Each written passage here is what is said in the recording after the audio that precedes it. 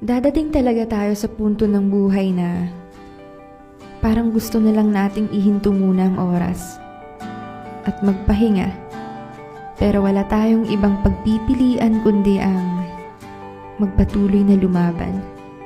Walang mangyayari kapag hihinto. Di uusad kapag susuko. Kaya sa nakakapagod na pahina ng buhay, minsan ang kailangan mo lang ay kaunting tulak, kaunting hakbang, at konting ngiti. Dahil sa kabila ng lahat, alam mong may hangganan din ang lahat. Pero di talaga maiiwasan na gusto mo nalang sumuko. Dahil nga kahit na anong pilit mong bumangon, sa kay tagal na panahon, di mo pa rin alam kung saan ka paroroon. Ilang mga kasabihan ang naubos, kasabay naman nito ang iyong pagkaubos. Ilang kabanata ng napagdaanan, hanggang ngayon, parang wala pa ring papupuntahan. Kung sa lahat ng aking nabanggit, isa ka sa nakakaranas nito sa kasalukuyan, gusto kong sabihin sa'yo na ganyan talaga ang buhay. Minsan dadalhin ka nito sa itaas para ipakita sa'yo na lahat ng gusto mo pwede mong marating.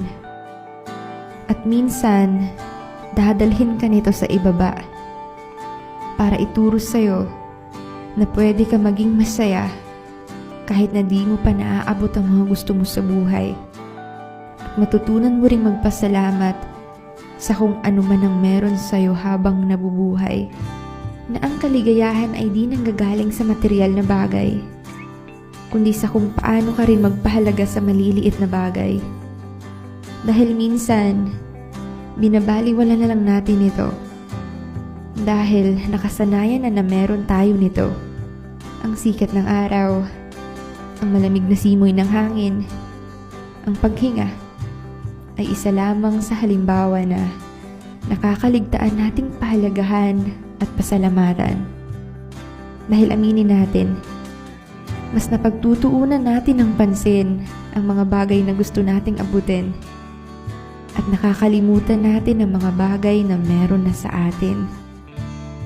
Kaya siguro tayo mabilis mapagod dahil lagi na lang tayo nakatingin sa hinaharap at nangangarap ng nangangarap at nauubos ng nauubos. Kapag naranasan mo ito, subukan mong balikan kung saan ka nagsimula at tingnan mo kung saan ka na ngayon.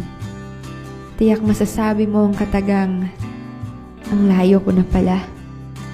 Kaya kapag napapagod ka na at parang gusto mo nang sumuko, pwede ka namang magpahinga at maging masaya sa kung anong meron ka.